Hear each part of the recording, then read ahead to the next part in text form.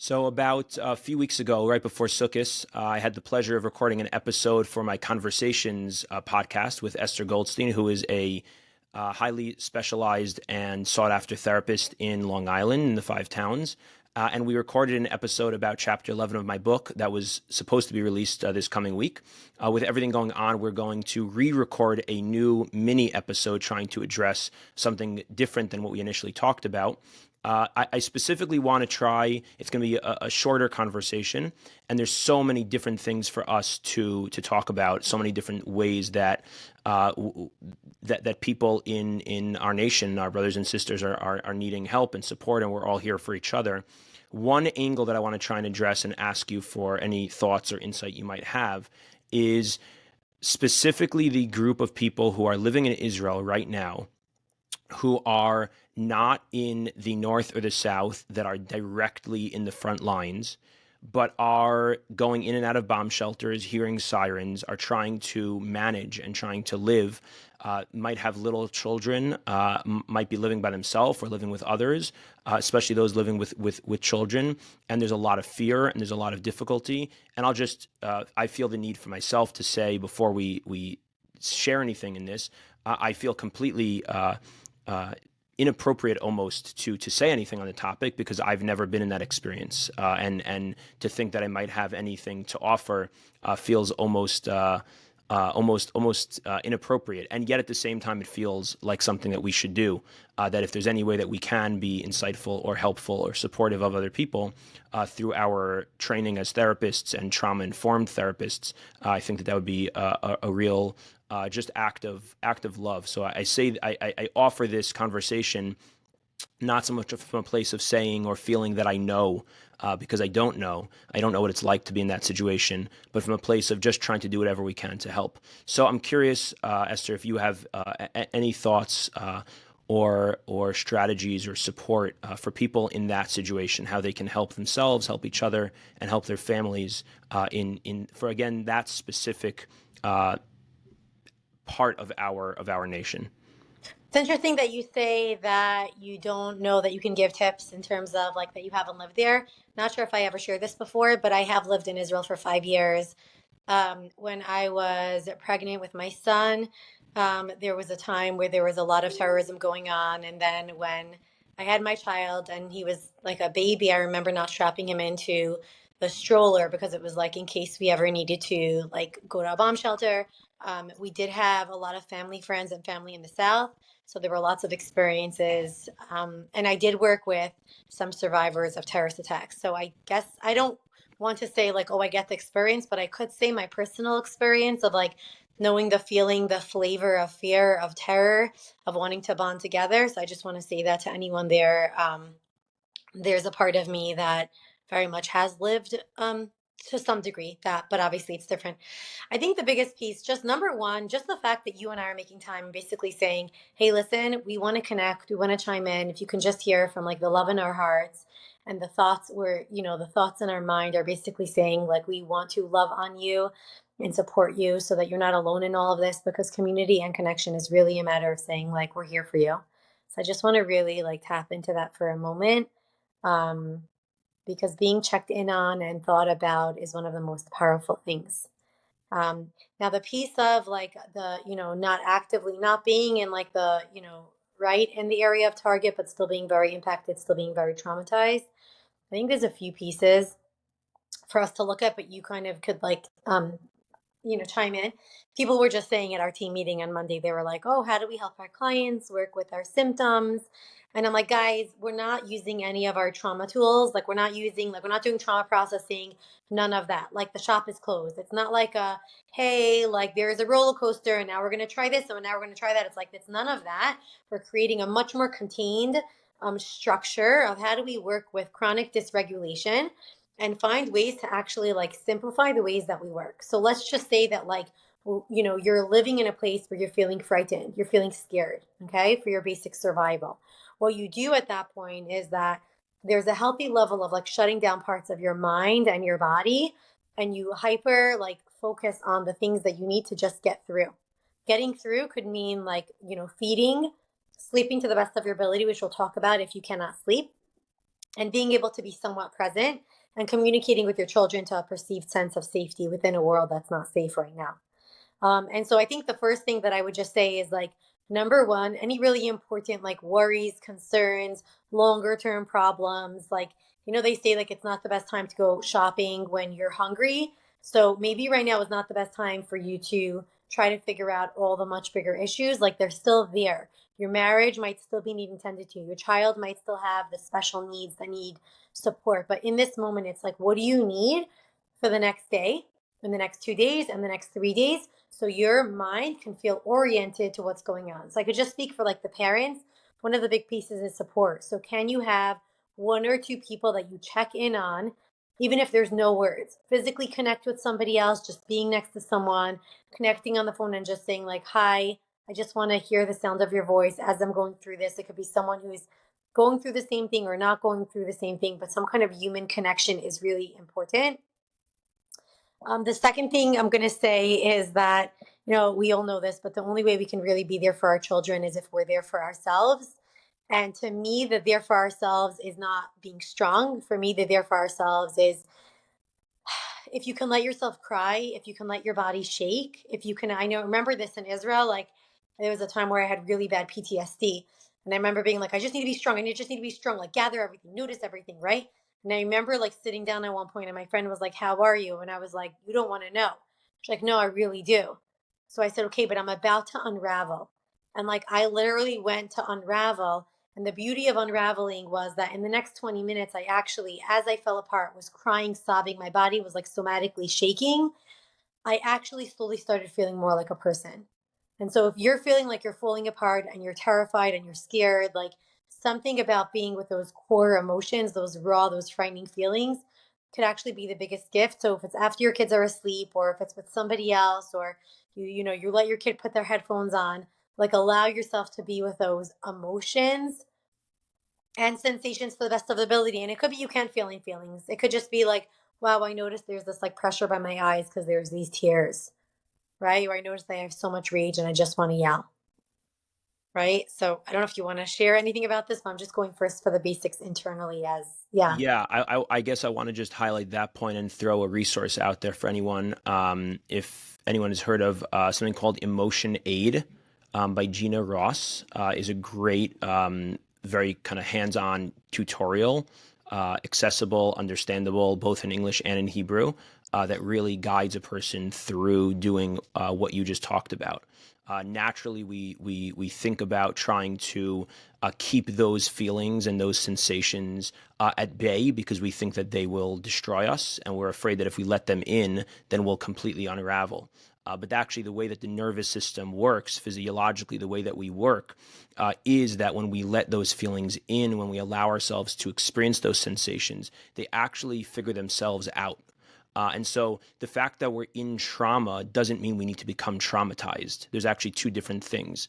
Becoming traumatized is what happens when we're in trauma and we don't let the trauma process. But actually, if we take time out of our day, and this is not, I think, as you're saying, not something we do, in front of our kids, but, we find a time to let ourselves actually experience the trauma, then we don't have to become traumatized. I personally think it's a very important point because everyone is jumping to the idea that we're all being traumatized. We don't all have to become traumatized. The human healing vortex is incredibly powerful. We're all in trauma. We do not have to become traumatized. And the way that we experience trauma without becoming traumatized is exactly what I think you're saying, which is that when we let those sensations happen, we allow ourselves to lie on the floor and shake. We take a pillow, we cover our mouth, and we allow ourselves to scream. We allow ourselves to envision whatever the goriest, most horrific revenge that we would imagine wanting to take. When we allow ourselves to have the full expression of all those feelings, those physiological reactions, the reptilian part of our brain, the back part of our brain that just needs to allow all of that physiological process to renegotiate itself through our nervous system. When we are not afraid to let that in, we let it in, then it's also able to be let out. And then we live in trauma, but we don't have to become stuck in trauma. So just putting out there a resource called Emotion Aid. If you Google it, Emotion Aid by Gina Ross, but also just really trying to also re-emphasize the point you're making, how important they think that is, and also just again bringing awareness to this idea that there's a difference between experiencing trauma and becoming traumatized. I love what you just said because I want to just say something. Like, as someone who works with people who have trauma, as someone who has endured my own trauma for me was like, I think I mentioned, I used to have really bad belly aches, and it was because I had grief that I never processed because no one spoke about it. And I suffered for so many years after until I finally processed the sadness that I had never had a space to process. But what I have to say right here is so powerful. And I want to even like add another point. We are all going through a trauma. You, especially people who are in a place where it's like you're hearing the sounds, you're seeing your children, you're watching them shake, you're not sleeping, there's a lot going on, you're feeling fearful, you're wondering about your future, you're in the present moment, you're eating, you're fine, you're not fine. Well, I love what you just said is like, you can be in active trauma and you don't have to panic about the fact that you are becoming traumatized because you're actually experiencing the sensations. Now, I want to say one last thing. If you're actually experiencing the emotions or the sensations, you're going to look a lot less functional than the people who are not processing it. And I want to just say, like, if you seem less functional, please don't get dissuaded and think, I'm not keeping it together. My neighbor is, she's going to be more fine. Actually, if you want to think about it, I don't want to compare to anyone, but those of us, I think about my friends who've gone through hard times or times in my life where I had places to fall apart or had the ability to know like I can actually be with rage, with sadness in a way that like was doable and contained, but like allowed me to express it. There is like less or no secondary like PTSD symptoms on my body. So if you feel like a mess and you're like, oh, what is this going to do for my future? What is this going to do for my future?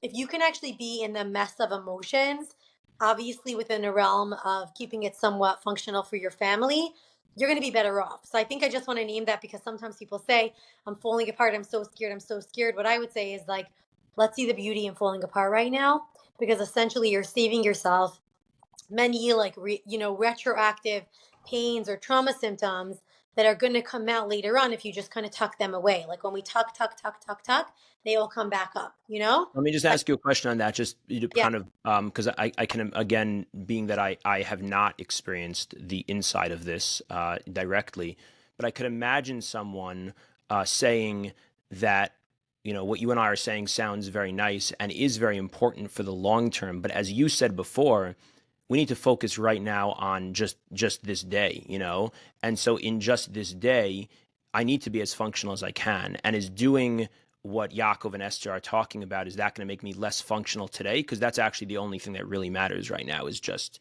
today. And I can't let myself unravel. Okay, I love what you're saying. Look, it goes on a deeper thing. So let me just name this for 1 second because I actually think it's important.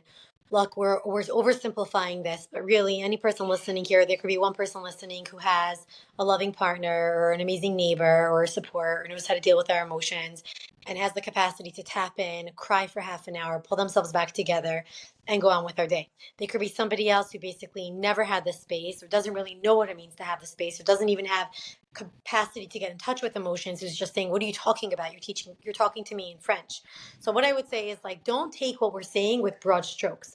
What I'm saying is, can you acknowledge or can you make space for 2% of any kind of emotion or sensation inside of yourself, and then give it some kind of container? So if it means like 2 minutes, if it means 5 minutes, if it means 10 minutes, some people have the luxury of an hour of sitting surrounded by two best friends and bawling their eyes out.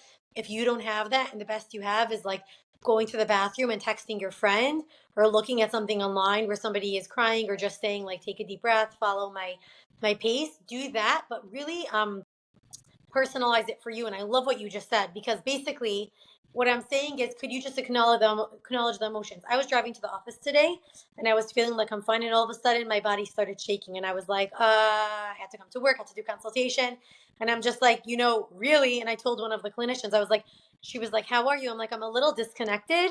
Really, I need to like shake for an hour, cry, and then be here. But this is my schedule, so I'm here, and I'm going to allow myself shake a little bit, pulled myself in, and I'm here.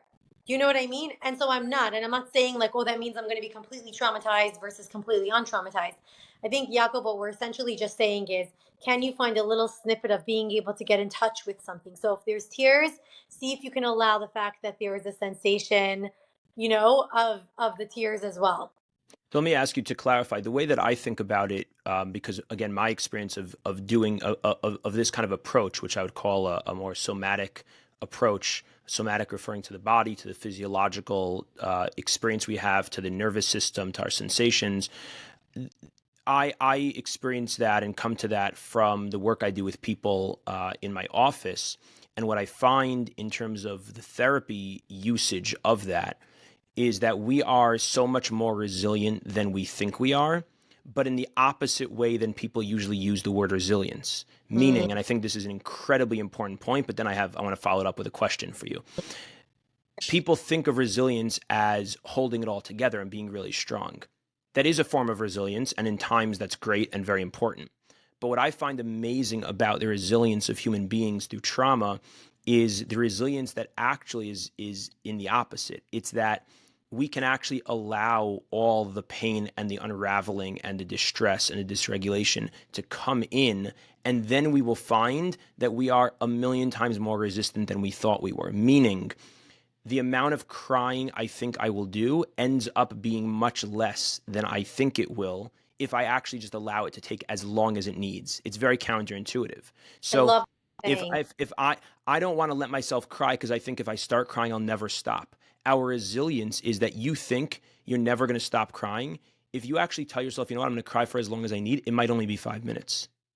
And that's where you find resilience, not resilience of I'm holding it all together, resilience on the bottom of the barrel, not by not opening it up. That all the distress and the unraveling you think is going to happen almost never, I don't want to say never, but almost never comes out to the extent and the endlessness that you think it will. So people who have been through horrible traumas have sat on the couch with me and allowed sensations and distress to unravel, and they always find within that so much more resilience than they think they will. And I think that's the part of the approach that we're talking about. Like you said, it's so important not to oversimplify it, but that's part of the idea. My question for you though is, again, I have not used or seen that working with someone who is in the middle of an active trauma as it's going on, in a bomb shelter or in their house, having just come out of a siren or whatever it is. Is that approach appropriate and fitting? And is that true also for somebody who's in that type of active real life situation as it's ongoing? No, it's not appropriate. It's appropriate like 5%. Basically, I love what you just said. First of all, I have to say, as someone who sees myself as being resilient, very strong, there were many times that I was very strong. As I started doing some deeper work, in my mind, I fell apart. What happened was is that I actually found myself and I'm incredibly stronger right now. I see this with clients right now. But here's what I noticed. There's a terror and there's a fear about feeling some feelings because something about feeling those core feelings, there's usually a belief of I'm going to fall apart, I'm going to be alone, I'm going to die, I'm going to hurt someone, I'm going to be neglected, I'm unwanted, or when it comes to sexual abuse, like negative beliefs about themselves. And usually it's a matter of working with the belief of it's so interesting. Some part of you or your system believes that if you feel certain feelings, you're not going to survive them. And the healing is you can have huge feelings and you're not going to be consumed by them. So I think like that's the piece is essentially resilience is being in the messy and then doing the cleanup versus like holding it all in.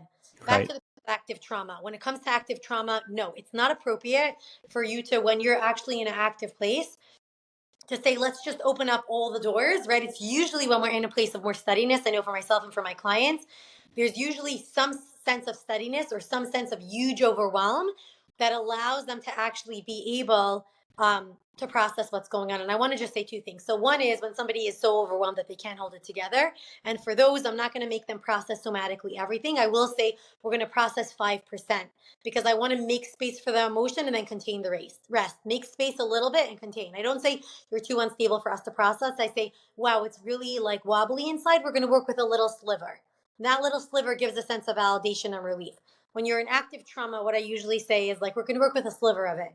What we're saying is we're acknowledging the bigger picture. There isn't the capacity to work on the bigger picture. Your footing isn't steady enough, but we're validating the fact that there's a much bigger picture here. We're working with a piece of it and it exists. But you're like, it's almost acknowledging the kid who's screaming, who's saying, like, I'm crying. You say, I'm here. I'm going to hug you. I'm going to kiss you. I'm going to hold you for 2 minutes. Then I have to hold your hand and we have to cross the street. I know you still have a boo boo in your heart. I'm going to tend on that a little later or tomorrow or next week. But like, you're checking in on it. versus when somebody is already in safety or somebody has a perceived sense of, or they have more supports, then it's like you can more fully, quote unquote, fall apart or lean into the possibility of falling apart, even though it might just be right for 5 minutes or for 5 months. And then pull yourself back together. And I think like being able to orient and knowing yourself and you discerning for your own self about what's my capacity. If it's a smaller one, lean into the 5% or the 1%. If it's a bigger capacity, do that. But I think the discernment piece is like we want to acknowledge the pain instead of denying it or shoving it away or dissociating it. And then based on where you're at, seeing how much you can process now versus later. But even the acknowledging a little bit could be a sense of relief. Okay, so just kind of bringing together, we have to wrap up here, but just kind of bringing together different things you said, because I feel like it could be a little bit confusing in terms of what we're actually saying now for those who are in that situation, in terms of the and again, there's no oversimplifying it to one broad stroke, but that it is good for them, it is helpful and appropriate for them to allow those sensations and the distress in and through their system, or it's better to kind of acknowledge it and kind of contain it. Acknowledge it to contain. Acknowledge it to contain. If I'm going into a meeting and I'm feeling very overwhelmed and somebody says, "How are you?" and I could say, "I'm feeling so scared." And then I can say, I could acknowledge that, but I'm like, and now I have to go and what's going on versus like, I'm doing amazing. That just it makes a little bit of pause to acknowledge the fact that there's some kind of emotion or sensation going on there. And then I could contain to be able to function. Mm-hmm. And that's when they're going into the meeting. Are you saying that that's true also for if they? Because before you were talking about if a person can, allow themselves to sob or to to shake on the floor, etc. Somebody has the capacity and their children are not coming home for 5 hours and they have a best friend sitting next to them, allow yourself to be with more of it. But I think that you're saying like if they don't have that luxury, then I make space for it in those snippets of time. But the goal is for you to be able to function. So if you tending to that is going to make you fall apart and not be able to function, I don't want you doing that. I know that's why you're saying it's confusing because I want it to be at the end of the day, we're looking at functionality. We want to create a level of acknowledging, like acknowledging to a degree where it's like, I don't want to deny it fully, but I also don't want to completely fall apart. So I think the piece where it gets a little confusing is if you have enough supports, you can actually really lean into collapsing. If you don't have enough supports, you can acknowledge it, feel the sensations, and then tend to it at a later point in time. Okay. Thank you so much. May we hear and share good news very soon. Amen. Okay. Thank you.